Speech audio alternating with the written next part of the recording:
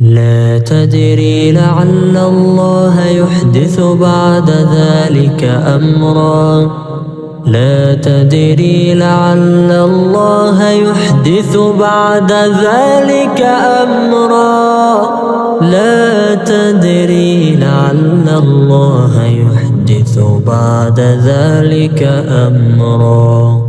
अस्सलामुअलैकुम, क्या हाल है? होप ठीक होंगे, खैर से होंगे, खुश होंगे।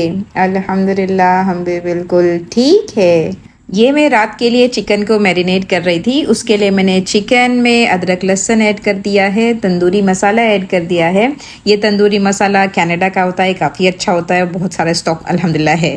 फिर नमक ऐड कर दिया है, फिर उसके बाद थोड़ा ज़ीरे का पाउडर, धनिया पाउडर, हल्दी और नींबू निचोड़ के फिर अच्छा सा एक मिक्स कर दिया है। चिकन या मटन या गोश्त जो भी है ना, जितना मैरिनेट हो उतना ज़्यादा उसमें टेस्ट आता है। तो बस ये मैं अभी मैरिनेट करके रख दूंगी, तो फिर उसको रात में मैं बनाऊंगी। यहाँ पर मैं सिंपल सी उसकी कोटिंग करती हूँ। मैदा है, उसमें कुछ भी मैंने डाला नहीं है, बस मैदे में पहला डिप किया है और यहाँ पर ठंडा पानी लिया है, उसमें बस 1 सेकेंड के लिए डिप करके फिर से मैदे में उसको कोट कर दिया है और अच्छे से माशाल्लाह उस पर क्रम आ जाते हैं। देखिए माशाल्लाह कितने अच्छे आ गए। इसी तरह मैं सब करते जाऊंगी और ये हमारे तैयार हो गए। तेल भी मैंने अच्छा गर्म कर लिया है।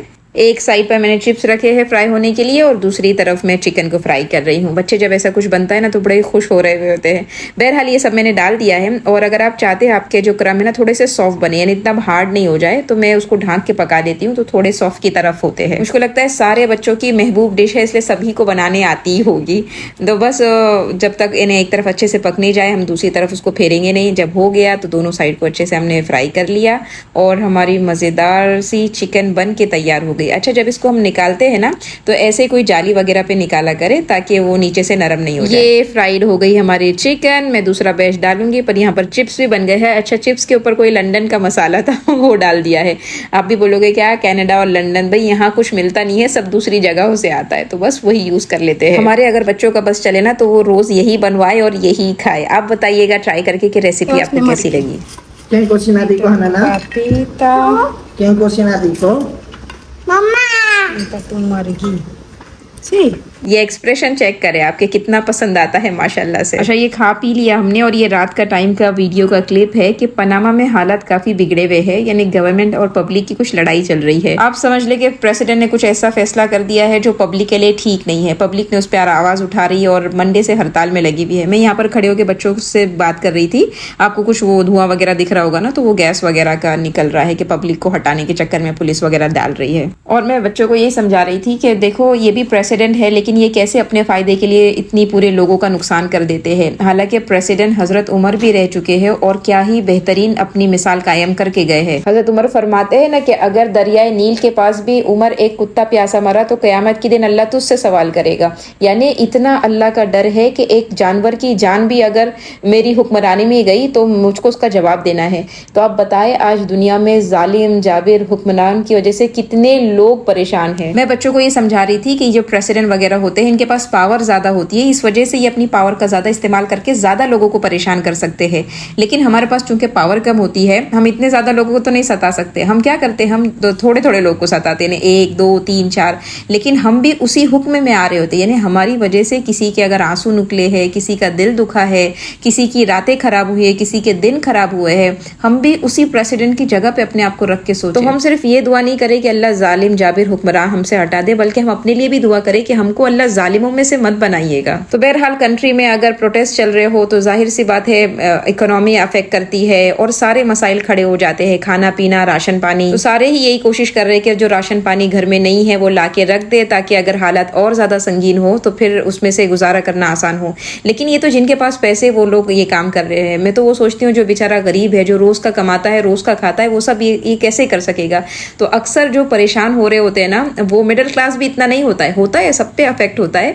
लेकिन जो बेचारा रोज का कमाने वाला है ना, उसकी तो लाइफ कैसी हो रही थी और कितने दिल से मतलब लोगों की हाय निकल रही होती है, कितने आप बोझ लेकर अपने आप पर चलने वाले हो। सो आप लोग भी पनामा को दुआओं में याद रखिएगा। और इसी तरह आपको सबको पता है फिलिस्तीन में क्या हो रहा है और पूरे इंसानों के साथ क्या हो रहा है, तो अल्लाह पाक से अपने रहम करम की दुआ मांगे।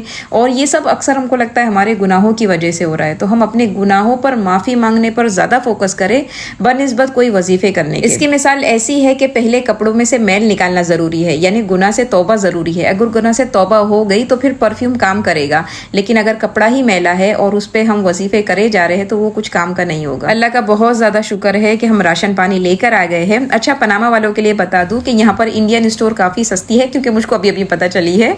तो कोलोन का प्राइस मिलता है, अगर कोई जाके वहाँ से लाना चाहे तो बहुत अच्छी बात है। हम इंडियन है ना, फॉरेन कंट्री में रहते हो या इंडिया में रहते हो, हमेशा सस्ती चीज़ को प्रीफर करते हैं भाई। अच्छा, तो जो मैंने इंडियन ग्रोसरी लाई है ना, तो आज सोचा कि भाई इंडियन रुपीज़ में आपको कन्वर्ट करके बताऊं कि पनामा में वही चीज़ कितने की मिलती है। तो पनामा का $1 इंडिया के 84 रुपए में होते हैं, तो उस हिसाब से मैं बताते जाती हूँ ताकि आपको समझ में आ जाए।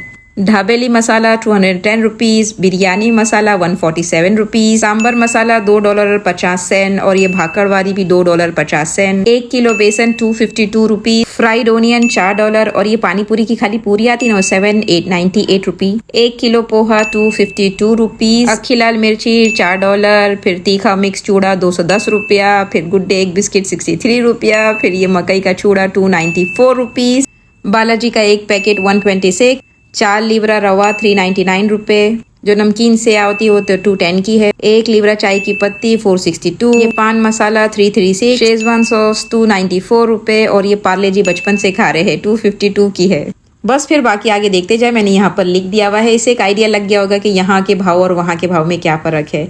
और ये लास्ट में खाली बता देती हूँ कि बासमती जो चावल है ना वो 1000 रुपये के ऊपर जाते हैं 10 लीटर। बहुत टाइम के बाद मैं ऐसा इंडियन स्टोर गई थी, तो जो भी समझ में आया वो ले ली। इसमें भी फिर भी अभी मसाले रह गए ने, लाल मिर्ची हल्दी वगैरह। मैंने कहा फिर कभी, एक साथ इतना सारा नहीं, फिर कभी, फिलहाल है अभी। चले फिर रात के खाने के लिए आज मैं डिप बना रही थी, बड़ी मज़े की लगती है, ट्राई करिएगा, मज़ा आएगी। तो यहाँ पर मैंने चिकन का कीमा बना लिया था, एक मैंने खाली बोनलेस पीस लिया है। सो उसको मैंने थोड़ा पानी खुश्क कर लिया। जब पानी उसका खुश्क हो गया ना, इसको मैं थोड़ा जो मोटे मोटे हो रहे हैं ना उसको भी छोटे कर रही हूँ, क्योंकि डिप में छोटे अच्छे लगते हैं। फिर थोड़ा सा तेल ऐड कर दिया है और तेल के साथ चिकन को भून लिया है। उसमें लहसुन का पेस्ट, नमक, चिली फ्लेक्स और ब्लैक पेपर पाउडर ये सब डाल के अच्छा सा मिक्स कर लिया है। फिर यहाँ पर थोड़े ग्रीन लीव्स थे, मैंने वो ऐड कर दिया, और शिमला मिर्ची मेरे पास तीनों कलर की थी, लेकिन अगर आप ग्रीन कलर की डालोगे तो ज़्यादा है ना वाइट की तरफ जाएगा, वरना थोड़ा रेड की तरफ हो जाएगा। फ्रीज़र वाली थी इसलिए उसको अच्छे से भून लिया। उसके बाद मैंने यहाँ पर प्याज को चॉप करके वो ऐड कर दिया। बस अच्छे से मिक्स करना है, भून लेना है।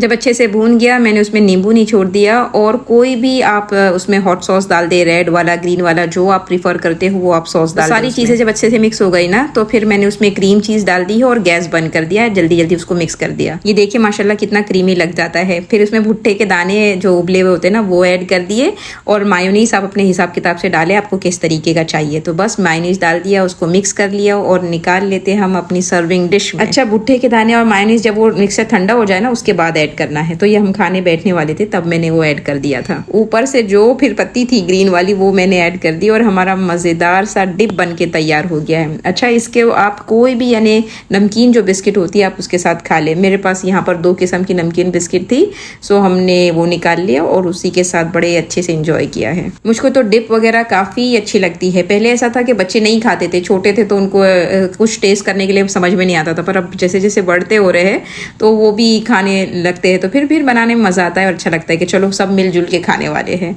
सो बस हमने अपना डिनर एंजॉय किया है। आप भी रेसिपी को ज़रूर ट्राई करिएगा। इंशाल्लाह फिर मिलेंगे, जल्द मिलेंगे। तब तक के लिए अस्सलामु अलैकुम।